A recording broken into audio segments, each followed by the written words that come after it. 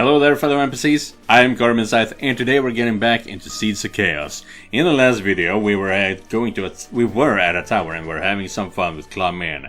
And her family was there with us, but they didn't join in. But yeah, we were having some fun with Clawman, and Jezera was not happy about us wasting time like that. But now things... now I just need to explore a bit more so that we can continue the main story.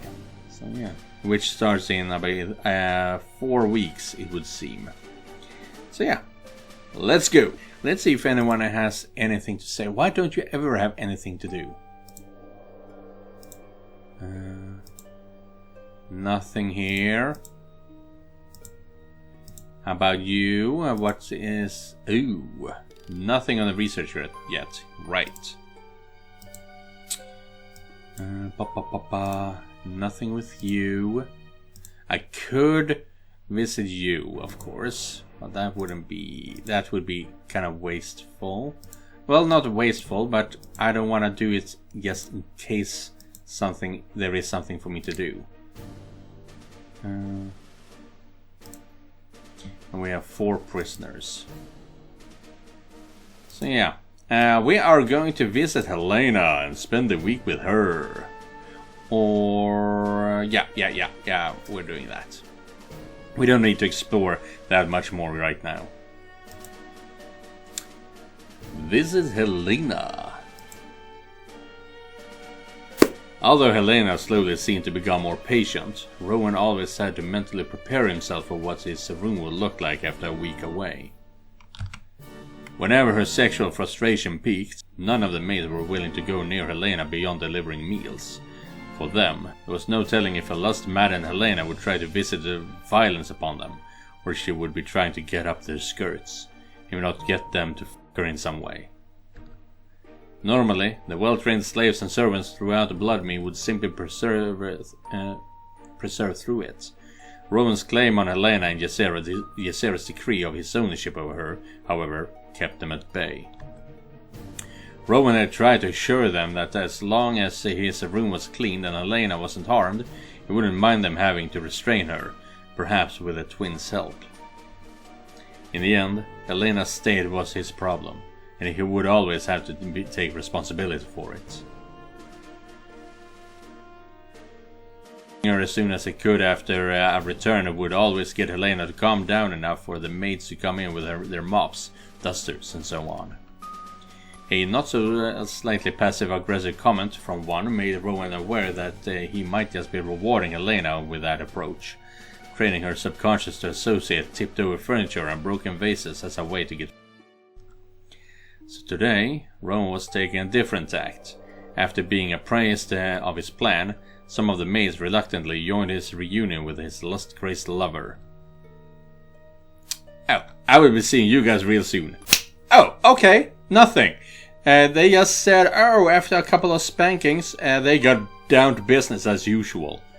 Okay, that's strange. Yeah, I guess if you want to see that, you have to wait for SpicyGaming's new website to show up, so I can post it there properly.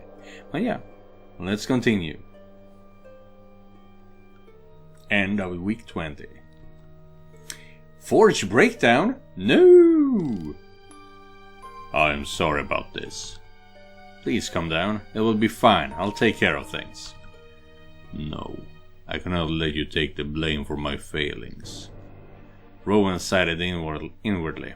He was touched that Greyhide was willing to take punishment like this so that he didn't have to. But no one really needed that. It was unlikely that what had happened would get past Rowan's desk anyway.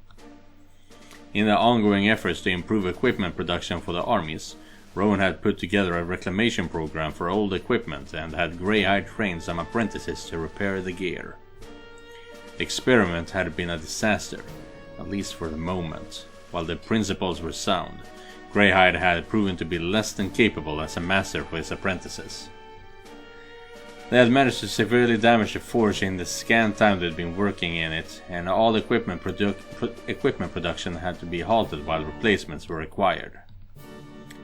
Greyhide, stop. What is done is done. This situation is no one's fault, specifically. As much as Andras would love to torture or kill someone for the damage done, it will get us nowhere. For now, we must simply fix things and then make sure it doesn't happen again. Promise me right now that you will not go to our master and beg him to punish you in my stead. That would hurt me far more than you realize. I depend on you here in the castle, so don't throw your life away. Such kind words, yet I cannot help but feel I never can deserve it. How can I possibly accept someone who is under such burdens take even more unto himself? It's just who I am. Please trust me on this. Very well. The help will hear nothing of this from myself. I promise. Thank you. I wish I could do something else to honor you for what you did. Well, since you won't have much more work today, why don't you stay up here and we can chat a bit? I'd love to hear a little more about yourself. Going through the castle's finances isn't the most demanding thing to do. Then, what about me do you wish to know? How about you tell me how you did come to be a blacksmith? There is little to tell on the subject. Smithing and metalworking is simply a task I took up as a way to avoid fighting. My people are a little less likely to want to prove themselves against you if you make their weapons and armor. I learned by watching and testing. It took time, but my skills have grown much since the first time I struck an anvil. Once I had iron, anvil, and knowledge, my tribe suddenly had the power to leave the safety of the mountains and go to the towns on the coast. They like being able to raid and steal from the humans, something they can rarely do while unarmed. Sadly, this drew attention to us, so we ended up fighting different battles. I was glad when the whelp gave me a way out of it. Strange how different things can turn out than we expect. End of week report. Okay, that's it. Oh, we lost a bit of morale, but we have so much of it. It shouldn't be an issue. But can I heal this somehow? Maybe with something Clamin has. Week 21. We are not visiting Helayna right now. Let's see if anyone has anything of interest. Not you. And you are doing some research. 32% in a week. Good, good. Grand projects, what's that? That's something new. Requires technology, tools and schematics, we have that. Requires either building library level 2 or forge level 2. Library level 3, forge level 3. God damn, hell yeah. Love that. Ah, that's why we have the grand project. Because we are level 2. This is not sim. No good. I need to know if you have something for me, but I don't want you to do anything for me. Brothel, forge level 1 through 3. No, we only have 300. And I need it to build a castle hall. Oh. So there's nothing of use right now. Let's see if you have... let's see, what was it I needed? Something to heal myself with. Keep your wit, +1 combat prowess, +1 bronze, survival, agility, perception, stealth, deception, diplomacy. Treatments, that's what I would expect. Tools, no tools, employees. +2 work morale, nah. +4 research. Could use that. +2 iron. +2 forge capacity. +1 dried ray generation. +25% efficiency for 4 weeks. Nah, nothing of use here. And nothing for you. Nothing here. Nothing there. Nothing here. Really? Nothing, huh? I don't want to go Helayna right away because I want to spread that out. We don't have to do that every video. No, every week. I don't want to go through it all in one sitting, you know? It's gonna be that would be a lot for me to edit, and it's all. So let's explore some more. Can we go further down? We cannot. Is there anything here? I don't think so. And there's a river going here, so I can't go through here either. So let's go back. How many movements do I have? 10. Taking the scenic route, more or less. Thief in the night. Perception, success, 4 versus 4, good. While Rowan was resting for the night, his dreams were disturbed by the sound of someone nearby going through his pack. Instincts learned many years ago kicked in and he sprang towards the intruder as silently as he could. The thief let out a cry of shock as Rowan fell upon him. The small man, whom Rowan could now tell was a goblin, put a desperate struggle to escape but was soon subdued and bound.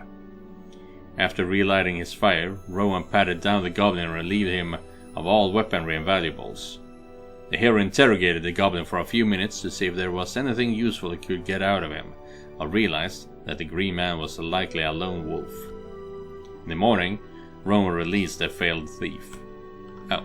I got some cash for it, because I took his money, I guess. Is there anything fun here? Nothing in here, this black area.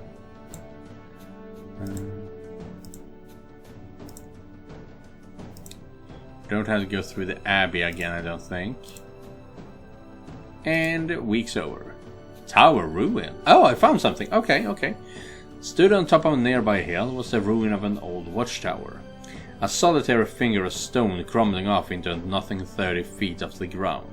A remnant from a different age of man. It would be the den of ne'er-do-wells, or haunted, Rowan guessed. In the lowlands, unguarded finished stone was rarely left for long before it was appropriated by peasantry. He had to consider whether it was worth the risk and time to explore the ruin. Sure. Rowan made his way up the rubble-strewn hill and entered the tower through a gap in the wall. There was a bad taste to the air inside, a feeling of malignity and despair seemingly baked into the stone itself, confirming his suspicion that the place was haunted. Oh, that's bad, I gotta get hurt. Rowan tried to remain as quiet as possible as he picked his way through the stone and rotting furniture inside. He searched for anything that might be valuable, but the black atmosphere compressed around him until it felt like he was suffocating, body and mind. It was like drowning at the bottom of a deep, deep well, down with things were whispering terrible things. Down which things were whispering terrible things.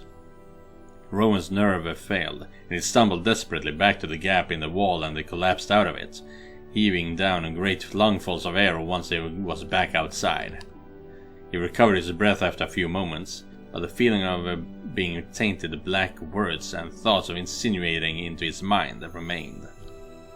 End of week 21. I didn't get hurt or anything. Art Song Dream 3. A new nightmare, I guess. Someone's coming.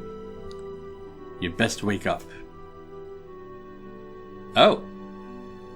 Rowan blinked a bleary sleep from his eyes and sat up off the cold ground. How long had he been asleep? His stomach rumbled with unfulfilled hunger. He was in the dungeons. The twins had captured him. He'd been their prisoner for months. His head swam as he looked around the source of the voice that had woken him up. Hello? No response. Perhaps he'd just imagined it. Soft footsteps echoed down the dungeon hallway. Rowan watched a flickering shadow beneath the door as the visitors stopped outside his cell. He held his breath. The door swung open with a yawning creak, revealing his tormentor. Hello, hero. It has been a while. Demon. Jezera's eye trailed across his bruised and broken form. Her mouth twisted into a dissatisfied frown. It seems my brother's goons have done a number on you. I warned you that this would happen, didn't I? Is that what you came down here for? To say I told you so? No, I came here to try and talk some sense into you. I'm sure I can hazard a guess as to what you think the sensible option is. Isn't it obvious? It's been months, Rowan. There's no hope of escape. No one is coming to your rescue. Are you really this stubborn? Do you honestly intend to rot alone in this cell for the rest of your life? Compared to the alternative, rotting is preferable. She sat down across from him and on the cold floor of his cell, crossing her legs as she leaned her back against the wall. You'll die here if you refuse Andras' offer. You realize that? I know. Then why persist with this pointless resistance? You two aren't giving me much say in the matter. Staying here is a choice, Rowan. There was an odd cadence to Jezera's voice, a forlorn tone he could not quite place. Why follow a hopeless path when you know what it will cost you? Because some things are worth more to me than my life. Like what? My honor, my wife, the lives of innocents, my pride. You wouldn't understand. On second thought, let me get back to you on that. You wouldn't understand. I don't remember what I chose in the beginning, if there was a choice to this. But I'm guessing the lives of innocents is a good one. That's why you choose to be a hero, more or less. So you will damn yourself and your loved ones to a terrible fate, all for the sake of an abstraction. What even is an innocent, Rowan? How do you measure the value of a stranger's life in comparison to your own? You are gambling everything on erroneous assumptions that somewhere, somehow, the scales of cosmic justice will balance in your favor. You will never live to see if you guessed correctly. What do you want from me, Jezera? Nothing. You wouldn't be talking to me if that were the case. The demon said nothing for a long moment, regarding him with an inscrutable expression. I'm just trying to understand, Rowan. You know how to make hard choices, impossible ones even, when lesser men would falter and crumble. Very few people are capable of shouldering that kind of burden. You could even say I admire you for it. Spare me your false flattery. It's not flattery, it's the truth. But the one thing I can't figure out is how you do it. How do you decide? You've held the fate of thousands in your hand. You sent men to their deaths knowing they would perish without ever learning the reasons why. Sometimes you just have to make that decision. You either make them or they are made for you. You can't avoid them. But how do you know you're making the right choice? You don't. That's the point of choosing. Courage doesn't happen when you have all the answers. To Rowan's surprise, Jezera smiled. Then maybe that's the answer we're both looking for. Jezera stood up off the ground, brushing her stray grime from her outfit. Think on what I've said. The time is coming soon where you'll have to decide your own fate. Turning away towards the door, the demon cast a last fleeting glance back over her shoulder. I think I'm beginning to understand you, Rowan. With a cryptic comment, she shut the door behind her, leaving Rowan alone with his troubled thoughts. Does the dream continue? It seems so. Sometime later, or was it mere moments, Rowan was startled out of his sleepless reverie by a sharp jab pain in his ribs. He opened his eyes to see an orc towering over him, the metal toe of the beast's boot pressed into his side. Get up, human. It's time to go. Where are you taking me? No questions. Go. When they reached the dais, the orc removed the manacles from Rowan's wrists and retreated. He was left alone with Andras and Jezera. Greeting, human. I trust you are enjoying the accommodations. If your only purpose for bringing me here was to mock me, I'd rather stay in my cell. That is enough, brother. You're decidedly no fun, sister. You two seem busy. I could come back later if you'd like. Oh, I'm even clean shaven and cleaned up. I didn't notice that until now. I am glad to see your sojourn in the dungeon has not harmed your sense of humor. You really are a resilient person, aren't you, Rowan? Andras shot his sister a curt side-eye. Very well. The reason we have summoned you is because my sister has convinced me to give you one final chance. Has some time alone in that cell brought you to your senses? Will you serve us? Why? Okay. What is going on here? Agree to serve them while biding your time. Agree to serve them as you don't turn out like the other prisoners. Agree to serve them so you can say Alexia again. Agree to serve them because Jezera was convincing. You're not really Jezera, are you? Oh! Where the fuck is that coming from? But yeah, I think I recognized the name of this event. What was it? Hearthstone or something like that. I think this might be a fox spirit, if I remember the Twitter post correctly. So let's try that. Jezera stared at him for a long moment. A soft smile curled at the corner of her lips. What makes you say that, Rowan? This isn't real. None of this is real. Rowan glanced in the direction of Andras. He had paused mid-motion, like a marionette whose strings had been cut, leaving him as still as a cut marble. This is just another memory, isn't it? Like the dream of the fox in the snow, and the vision of Karst. Yeah, exactly! Who are you? I'm Jezera. No, you're not. How are you doing this? Why have you brought me here? What do you want from me? Jezera's doll-like face crinkled with confusion. How did you... Rowan's fingers clenched around the hilt of the sword that had materialized at his side. I drew it in one swift movement, noting its surreal afterglow as it rippled through the watery air. The tip came to rest on the edge of her neck. Answer me! The Jezera who was not Jezera stared back at him, heedless of the threat of his blade. She did not flinch. If anything, she seemed transfixed. You're not at all what I expected you to be, Rowan. Oh, pixelation! That's cool! The world turned to putty around them. The unbending stone walls of the throne room sloughed off to the fabric of reality, like a moth emerging from its chrysalis. Behind the curtains of the dream, there was only the void. What? Oh. I guess I was right. But I don't recognize this sprite. Look at her. Standing before him was a being simultaneously unknown and intimate to him. There was a familiarity in her foreign features, a peculiar affection in the way her piercing yellow eyes held to his. Don't be afraid.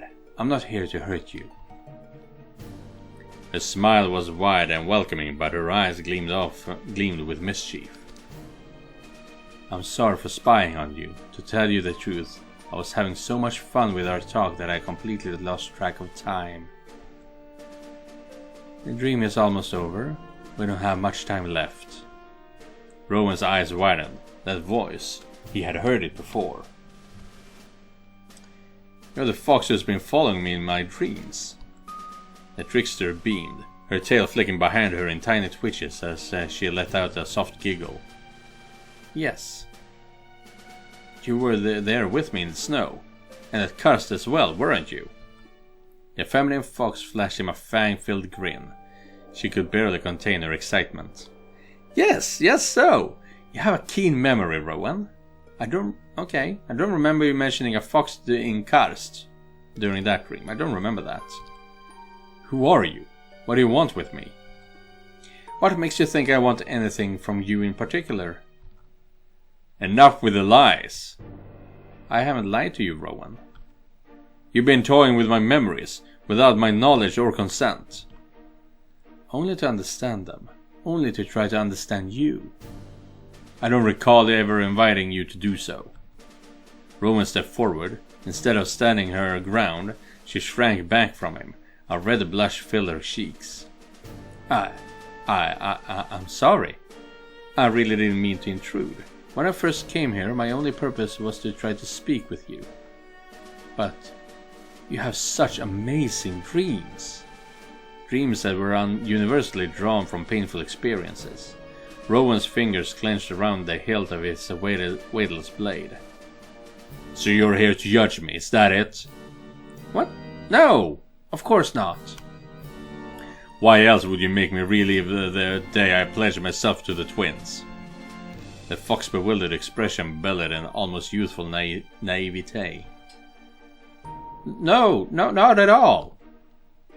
Why would I judge you for that? You made an impossible decision for the sake of your own survival. I have no idea how you managed to choose. After everything you've gone through, that was what I was trying to figure out. You're the most interesting mortal I've met. I've never spoken to one of your kind like this before. Mortal? Yes, you are a mortal, and I'm a fae. What else should I call you? Rowan couldn't tell if her smile was guileless or glib.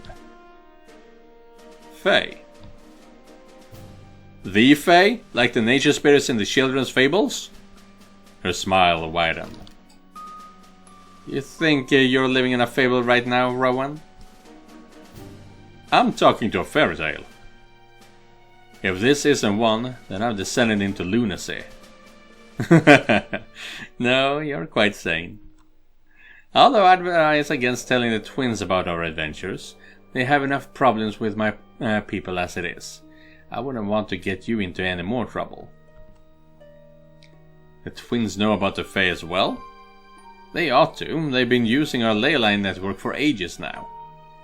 Oh, is that what the portals are doing? Interesting. Well, ages in a mortal sense at least. What? You didn't know? Well, I suppose it's to be expected. Those two are not very forthcoming with you. Rowan's head spun with the implication of what that his so-called Fae was saying. Why are you telling me all this? The fox's easy smile faltered. She lowered her head, staring glumly at her toes. Father would not approve of me meddling in his affairs, but I had to warn you before he arrived. You're the only person in the castle that I think can get through to him, Rowan. Oh. We're on a side mission here. Your father, Whitescar. He will soon be delivering the Fae's message of protest to the twins in person. I'm frightened of what that could mean for my people, and for you. If that's all, is that what all this was about? You entered my dreams just to warn me? No, that was what I intended to do. But your memories convinced me of something else.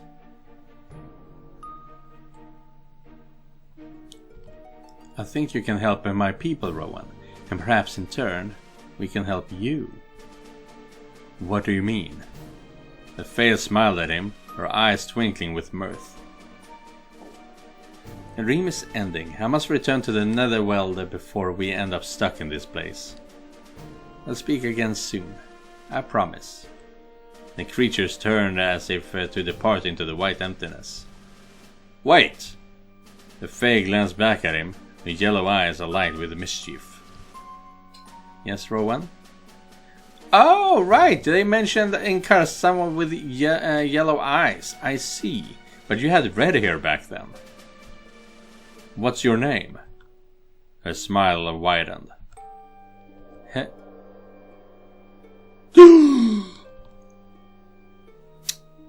And a weak report. And yeah, I did take some damage when I was in that tower or whatever it was. Unfortunate. 16 gold, researching opulence, no wounds. And that will be it for today's episode. If I press confirm now, it's most likely going to be a new cutscene. A new event. And I don't want to do that right now. needed to shut this down, basically. But yeah, thank you guys for watching, and thank you Joseph for donating directly to my Ko-fi page. If you guys want to help me out, you can do so by clicking the link down in the description. I'll see you guys in the next one, and remember, just because you're not the main character does not mean you're not important. Goodbye everyone.